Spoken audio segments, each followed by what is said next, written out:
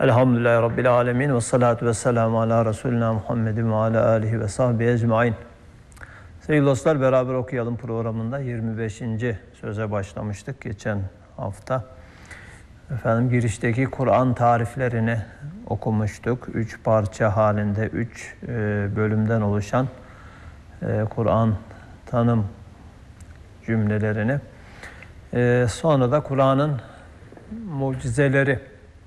mucizelerinden ilki olan belagatı ile ilgili mucize parıltılarından ki şule deniyor.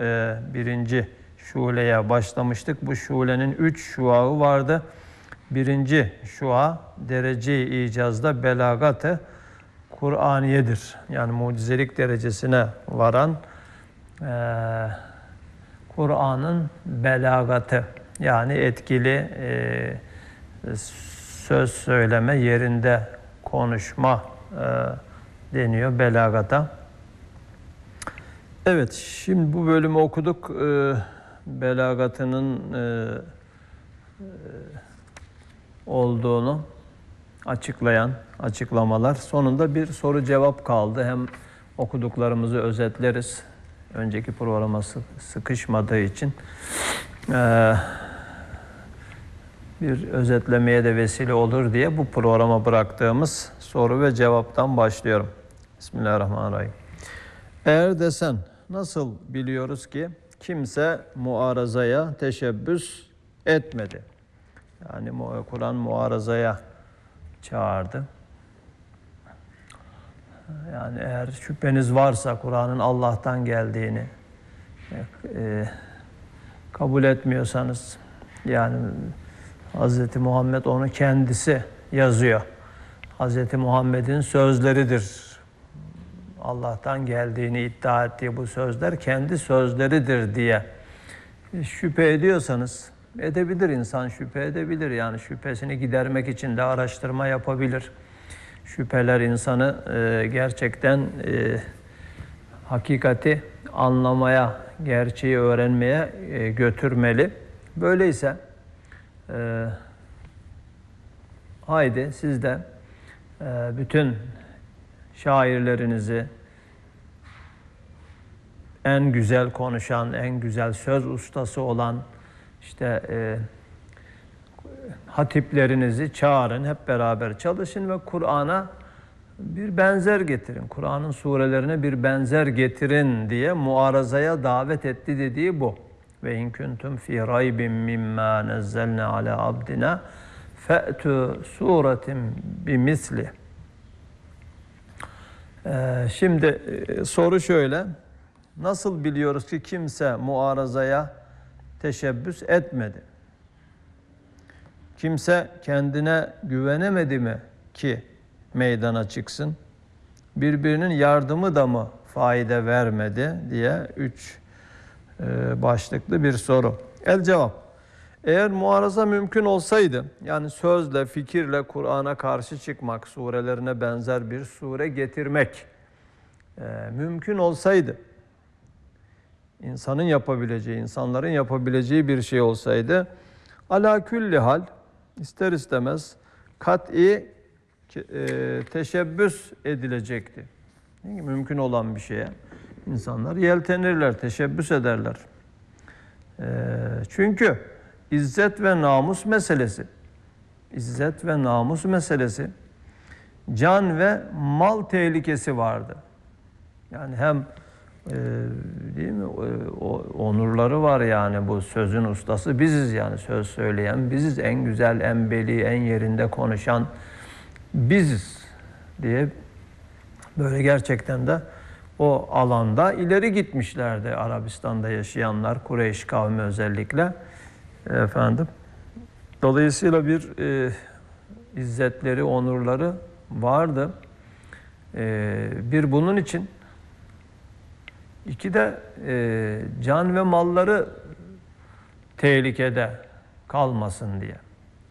Çünkü sözle karşı çıkamayıp kılıçla, savaşla bu dini yok etmeye kalkışınca kendileri için de tehlikeli bir yolu seçmiş olacaklardı. Kendi malları, canları tehlikeye girmiş olacaktı ki girdi. İşte bütün Kureyş'in ileri gelenleri, değil mi? Bedir Savaşı'nda efendim başta Ebu Cehil, Ümeyye gibi, Velid gibi efendim Kureyş'in dev adamları hepsi öldüler.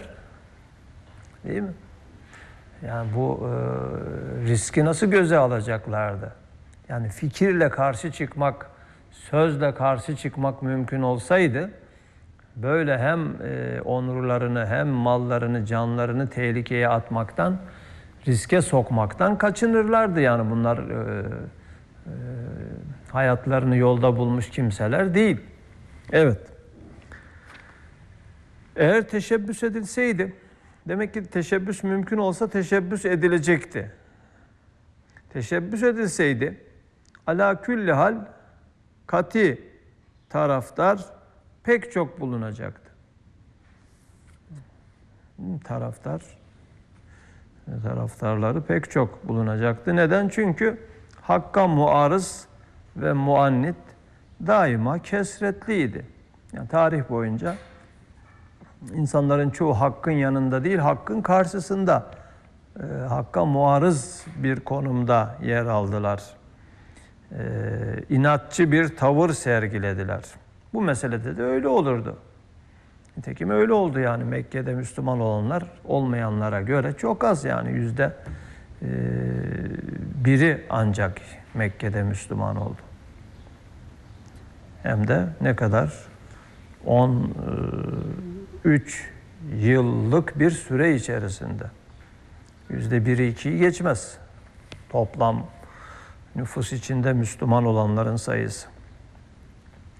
Yani hakka karşı çıkan ve eski inancında, batılda direnen, inat eden her zaman çok.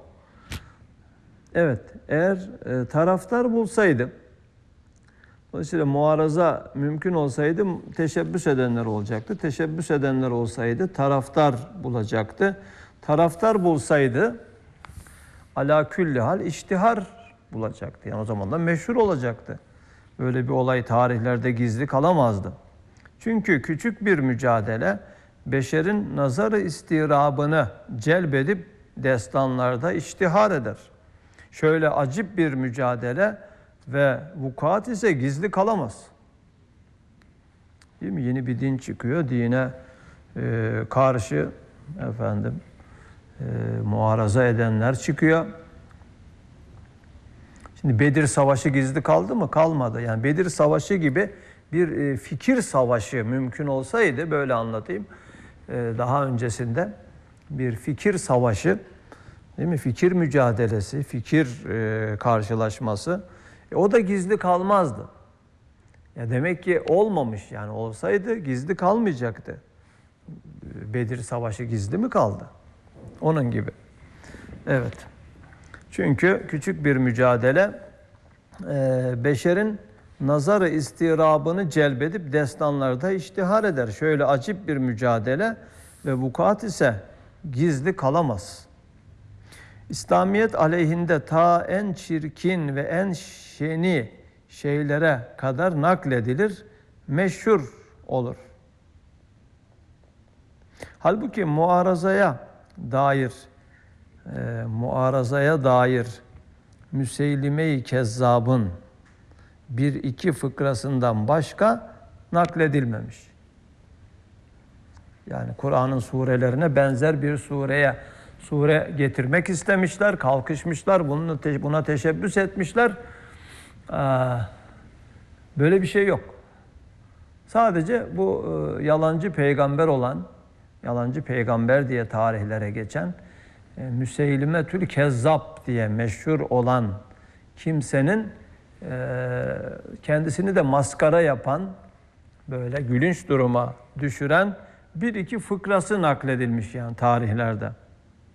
O Müseylime'de çenden belagat varmış. Yani gerçi o daha gerçekten hatip, güzel konuşan birisiymiş. Fakat hadsiz bir hüsnü cemale malik olan, hadsiz bir hüsn-i cemale malik olan beyanı Kur'an'a nispet edildiği için onun sözleri hezeyan suretinde tarihlere geçmiştir. O da yani muaraza dediği işte böyle el-kâri'atü mel-kâri'atü diye kıyameti haber veren bir sure var. El-kâri'a, o çarpacak olan felaket diye böyle kısa surelerde hep kıyamet tasvirleri var biliyorsunuz. Güneş dürülecek, yıldızlar çarpışacak, gök yarılacak, yıldızlar döküldüğü zaman, değil mi? Denizler tutuşup yanacak, dağlar hallaç pamuğu gibi uçacak. İşte bu kıyamet tasvirleri olan surelerden birisi de Kâri'a suresi. El-Kâri'atü mel-kâri'a. Yani çarpacak olan o felaket nedir o felaket? Biliyor musun diye başlıyor, dikkat çekiyor. El-Kâri'atü mel-kâri'a ve mâ edrâke mel-kâri'a. Yevme yekûnun nâsu kel-ferâşil mebsûsi ve tekûnul cibâlu kel-ehnil menfûş diye devam ediyor ilahir. Yani o gün böyle pervaneler ışığa çarpmış, böyle ateşe atılan kelebekler var ya, kelebekler, pervane diyoruz. Onlara döner diyor insanlar. Dağlar hallaç pamuğu gibi savrulur diye böyle kıyamet tasviri yapıyor. Aynen onun üslubunu da taklit ederek, yani kelime kalıplarını taklit ederek Müseylime el filu mel filu ve ma edrake mel filu ve lehu hortumun tavilun ve zenebun kasir demiş. Yani ona demişler herhalde kendi taraftarları. Ya sen peygamberim diyorsun ama işte peygamber olduğunu iddia eden Hazreti Muhammed'in ağzından ne güzel sözler çıkıyor. Yani sen ne getirdin, ne sen ne söylüyorsun yani. O da bunları böyle onu taklit ederek nereden işitmişse, yani o da felaket yerine, çarpacak bir felaket yerine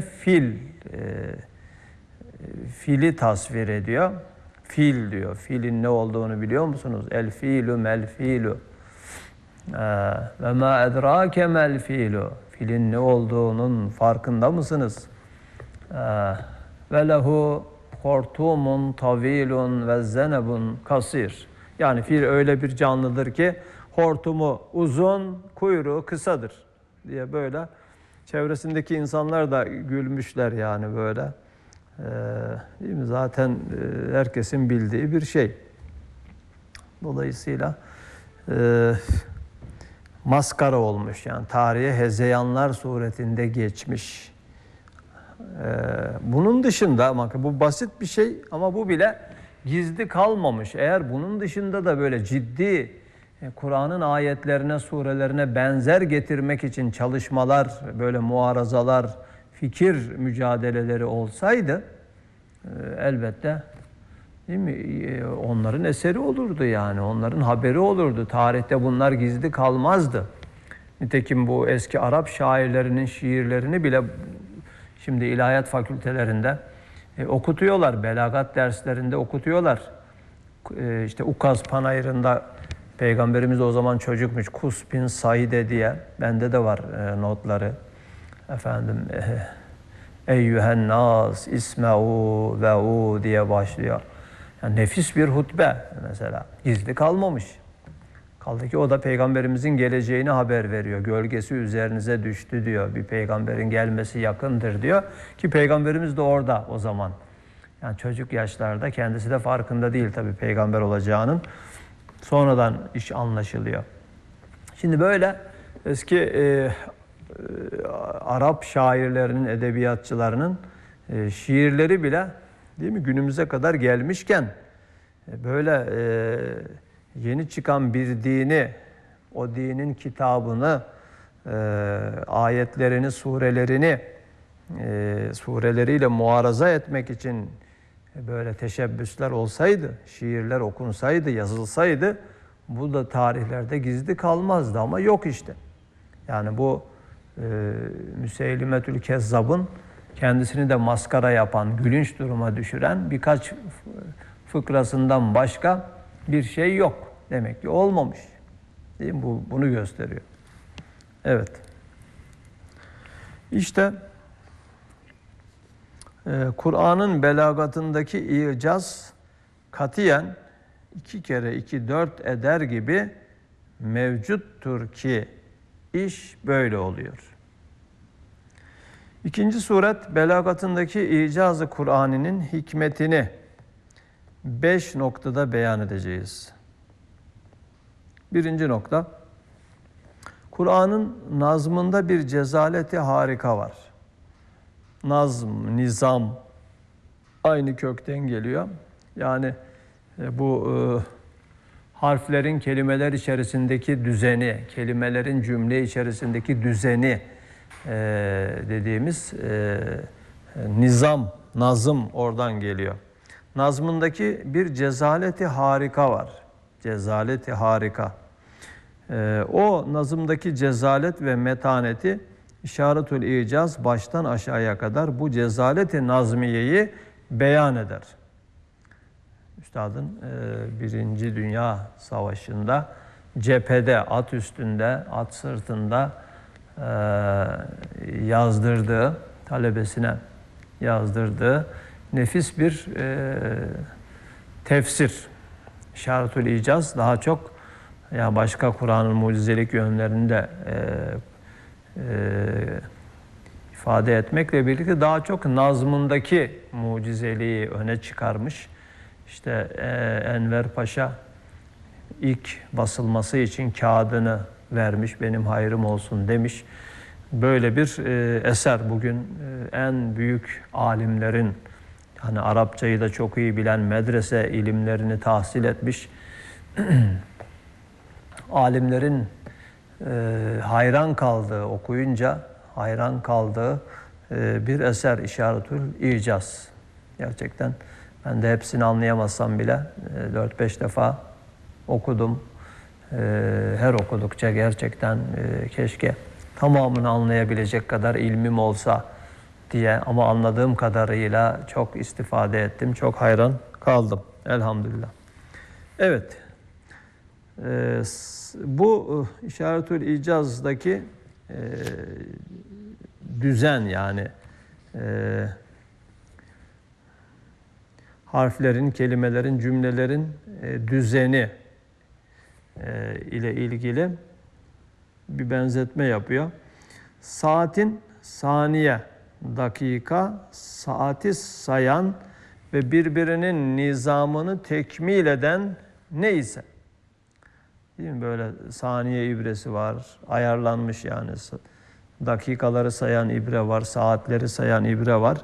Bunların böyle bir düzeni, değil mi? O çarkların düzeni neyse, efendim, Kur'an-ı Hakîm'in her bir cümledeki heyatındaki nazım ve kelimelerindeki nizam ve cümlelerin birbirine karşı münasebatındaki intizamı öyle bir tarzda İşaretül İcaz'da ahirine kadar beyan edilmiştir. Kim isterse ona bakabilir ve bu nazımdaki cezaleti harikayı bu surette görebilir.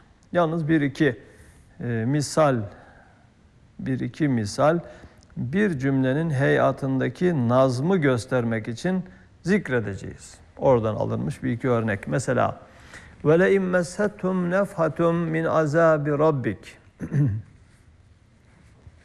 Bu cümlede azabı dehşetli göstermek için, Allah'ın azabını dehşetli göstermek için en azının şiddetle tesirini göstermek ister. Yani en azı, en hafifi buysa diğer kısmını siz anlayın manasında. Allah'ın azabını dehşetli göstermek için en hafifine dikkat çekiyor. Ve le messethum yani onlara dokunsa, nefhatum min azabi rabbik. Rabbinin azabından böyle bir üfürüntü. Tamam, bir o azabın bir soluğu, yani bir nefesi, bir üfürüntüsü onlara dokunsa vay hallerine diye azabın en hafifiyle azabın dehşetini gösteriyor. Demek taklili, yani burada azlığı ifade edecek cümlenin bütün heyetleri de bu taklile bakıp ona kuvvet verecek. Yani bu cümlede kullanılan bütün kelimeler, değil mi? Alternatif kelimelere göre azabın hafifliğine vurgu yapacak kelimeler seçilmesi lazım. Bakalım öyle mi olmuş? İşte le'in lafzı teşkiktir. Şek kıllete bakar. Azabın eğer manasına geliyor. Teşkik, eğer dokunacak olsa. Yani eğer ifadesi demek kıllete, azlığa bakıyor. Messe lafzı azıcık dokunmaktır. Yine kılleti, azlığı ifade eder. Nefhatün lafzı maddesi bir kokucuk olup kılleti ifade ettiği gibi sigası da bire delalet eder. Mastarı merre tabiri sarfiyesinde biricik demektir. Biricik. Kılleti ifade eder. Nefhatündeki tenvini tenkiri taklili içindir ki o kadar küçük ki bilinmiyor demektir. Min lafzı teb'iz içindir. Yani azabın tamamı değil, azabından bir kısmı, azıcığı, yine gördüğünüz gibi baziyeti ifade ediyor. Bir parça demektir. Kılleti ifade eder. Azap lafzı nekal, ikaba nispeten, yani azabı ifade eden, büyük azap ifade eden kelimeler var. Bunlar da Kur'an'da başka yerine göre kullanılıyor. Nekal, ikab kelimeleri, ama onlar kullanılmamış da hafif bir nevi cezadır ki kullandığı azap kelimesi, azap, tatlılık da azb, tatlılık manası da var. Böyle hafif bir nevi cezayı ifade ediyor ki kıllete işaret eder. Rabbike lafzı Rabbinin azabından demiş. Yani Rab ismi yerine Kahhar, Cebbar, Müntakime bedel bu isim kullanmış. Bunlar da kullanılabilirdi. Müntakime bedel bu Rabbike lafzı yine şefkati ihsas etmekle kılleti işaret ediyor. İşte bu kadar kılletteki bir parça azap. Yani bakın her kelimede bu azlık ifadesi var. Yani ana fikir, bütün kelimeler, ana fikire uygun kelimeler seçilmiş tek tek. İşte bu kadar kılletteki bir parça azap böyle tesirli ise ikab-ı ilahi ne kadar dehşetli olur, kıyas edebilirsiniz diye ifade eder. İşte bu cümlede küçük heyetler nasıl birbirine bakıp yardım eder, maksadı külli olan maksadı her biri kendi lisanı ile takviye eder. Şu misal bir derece lafız ve maksada bakar.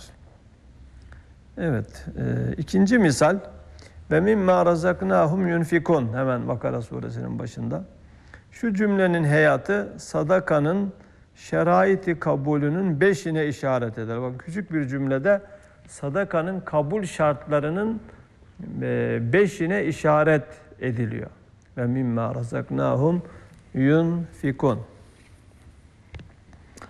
Efendim, birinci şart sadakaya muhtaç olmamak derecede sadaka vermek ki ve mimma lafzındaki min teb'iz ile o şartı ifade eder.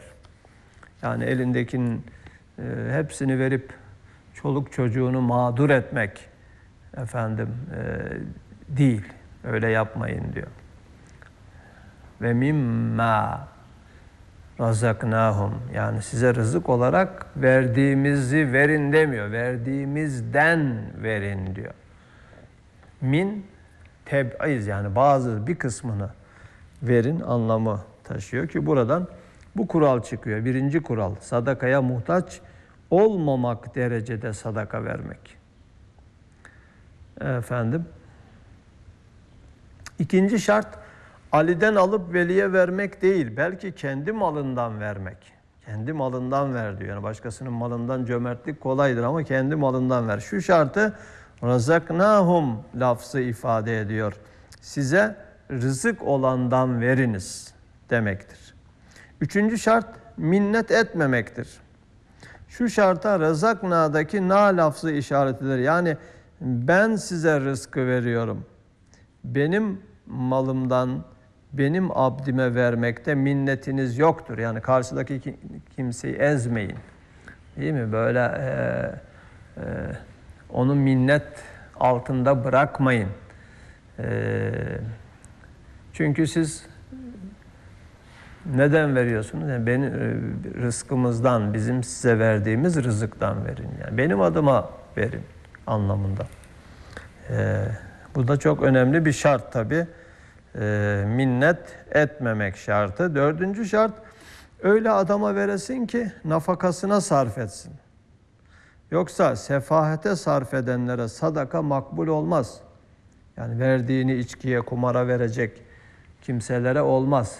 Nafakasına sarf edecek kimselere verin. Şu şarta yunfikun lafzı işaret ediyor. Beşinci şart, Allah namına vermektir ki razaknahum ifade ediyor. Yani mal benimdir, benim namıma vermelisiniz. Şu şartlarla beraber tevsi de var. Yani genişlik var. Yani sadaka nasıl mal ile olur, ilim ile dahi olur. Değil mi? Kavl ile, fiil ile, nasihat ile de oluyor. Yani sadece mal ile olmaz. İlmi olan ilminin sadakasını verecek. Gücü kuvveti olan gücünün kuvvetinin zayıflara yardım etmek suretiyle sadakasını verecek. Sözü etkili olan, değil mi? Sözüyle, sözün de sadakası olur. Sözüyle verecek. İşte fiille sadaka nedir mesela? Fiil, iyi örnek olmak. Değil mi? İşte şu aksama, yani sadakanın şu kısımlarına mimma lafzındaki ma umumiyetle işaret ediyor. Hem şu cümlede bizzat işaret ediyor. Çünkü mutlaktır, umumu ifade eder. İşte sadakayı ifade eden şu kısacık cümlede 5 şart ile beraber geniş bir dairesini akla ihsan ediyor. Yani öyle kelimeler seçiyor ki, öyle ifade tarzı, işte harflerin, kelimelerin cümle içindeki dizilişi, yani bunlardan bu 5 şart çıkarılıyor bakın. Yani bir cümleden 5 şart cümlesi çıkarılıyor. Bir de sadakanın sadece malla değil, genişlik manası var. Yani her şeyin sadakası olur manası yine bu cümleden çıkarılıyor. Evet, işte sadakayı ifade eden şu kısacık cümlede 5 şart ile beraber geniş bir dairesini akla ihsan ediyor. Heyetiyle ihsas ediyor. İşte heyette böyle pek çok nazımlar var. Kelimatın dahi her birine karşı aynen geniş böyle bir daire-i nazmiyesi var. Evet, sonra kelamlarda diye bir yine bildiğimiz bir sureden örnek veriyor. Mesela Kul huvallahu ehad'de 6 cümle var diyor. Ya bu 6 cümlenin birbirini nasıl desteklediğini, ondan çıkan belagatı örnek verecek efendim. Onu da hızlı okuyayım. 2-3 dakikada biter herhalde. İkinci noktaya kadar gelelim o zaman. Mesela sonra kelamlarında mesela Kul huvallahu ehad'de 6 cümle var. Bugün epey geç başladık. Onun da telafisi olsun. 3'ü müsbet, 3'ü menfi. 6 mertebeyi tevhidi, tevhidin 6 mertebesini ispat etmekle beraber şirkin 6 envaını, 6 çeşidini reddeder. Her bir cümlesi öteki cümlelere hem delil olur hem netice olur. Çünkü her bir cümlenin 2 manası var. Bir mana ile netice olur, bir mana ile de delil olur. Demek Sure-i İhlas'ta 30 Sure-i İhlas kadar muntazam, birbirini ispat eder, delillerden mürekkep sureler vardır. Bir sure ama küçük bir sure, 30 sure kuvvetinde bir sure. Mesela Kul huvallahu li'ennehu ehad, li'ennehu samet, li'ennehu lem yelid, li'ennehu lem yulad, li'ennehu lem yekun lehu küfüven ehad. Yani de ki o Allah'tır. Çünkü o ehaddir, çünkü o samettir, çünkü o doğmamıştır, doğrulmamıştır. Çünkü ona denk, yani Allah'tır derken diğer 5 cümleyle de de ki o Allah'tır iddiası ispatlanmış oluyor. Teyit edilmiş oluyor. Hem velem yekun lehu küfüven ehad, mesela sonu şimdi alınıyor. Onun eşi benzeri yoktur. لِأَنَّهُ لَمْ يُولَدْ لِأَنَّهُ لَمْ يَلِدْ لِأَنَّهُ صَمَدْ لِأَنَّهُ اَحَدْ لِأَنَّهُ هُوَ اللّٰهِ. Yani bunlar onun mana genişliği ve tefsiri. Hem huvallahu fehuve ahad fehuve samed feizen lem yelid feizen lem yulad feizen lem yekun lehu küfüven ahad. Daha sen buna göre kıyas et. Mesela elif la mim zalikel kitab la raybe fi huden lil muttakin. Şu 4 cümlenin her birisinin 2 manası var. Bir mana ile öteki cümlelere delildir. Diğer mana ile onlara neticedir. 16 münasebet hatlarından bir nakş-ı nazmi-i icazi hasıl olur. İşaretül İcaz'da öyle bir tarzda beyan edilmiş ki bir nakş-ı nazmi-i icazi teşkil eder. 13. sözde beyan edildiği gibi güya ekser ayat-ı Kur'aniyenin, ekser Kur'an ayetlerinin her birisi ekser ayatın her birisine bakar bir gözü ve nazır bir yüzü vardır ki onlara münasebatın hututu maneviyesini uzatıyor. Birer nakş-ı icazi nesç ediyor. İşte İşaretül İcaz baştan aşağıya kadar bu cezalet-i nazmiyeyi şerh etmiştir. Subhaneke la ilme lena illa ma allamtena inneke entel alimul hakim ve ahiru davahum enelhamdülillahi rabbil alemin. El Fatiha.